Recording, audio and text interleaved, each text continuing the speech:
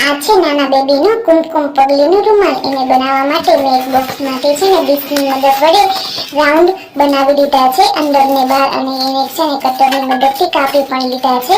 તો આપણે એને છે ને કવર કરવા માટે ટીશ્યુ પેપરના મદદથી એની કોરને છે ને કવર કરી દેવી છે, જેથી જે આડાવડી કોર હોય ને તો એકદમ સરસ થઈ જાય. અને પછી આપણે નીચે છે ને એને સફેદ કલરનું કાપડ પર ચડાવી દીધું છે, જેથી આપણે પુઠ્ઠાનો ભાગ ન દેખાય. અને હવે આપણે છે ડ્રોઈંગનો વારો. તો આપણે અંદર છે ને કાનુડો અને થોડું ડ્રોઈંગ પણ કરી નાખ્યું છે. તો જો અને હવે આને છે ને કલર વળી શણગારવાનું છે, તો મેં કલરથી પણ શણગારી દીધું છે. અને જો આ છે મારો કાનાજી. અને કાનાજી એવું કહે છે કે જો તમે આ વિડીયો જોવો છો તો સબસ્ક્રાઈબ પણ કરી દેજો મિત્રો. ફરતી રીંગ હતી એને છે ને આપણે લીલા કાપડથી કવર કરી દીધું છે, અને જે વધારાનો કાપડનો ભાગ હતો એને કટિંગ કરીને પુઠ્ઠામાં આપણે ચિપકાવી દીધો છે. અને પુઠ્ઠામાં છે ને ચિપકાવ્યા બાદ પછી આપણે ફરતી મોતીની લાઈન પણ લગાડી દીધી છે. તો કેવો લાગ્યો રૂમાલ?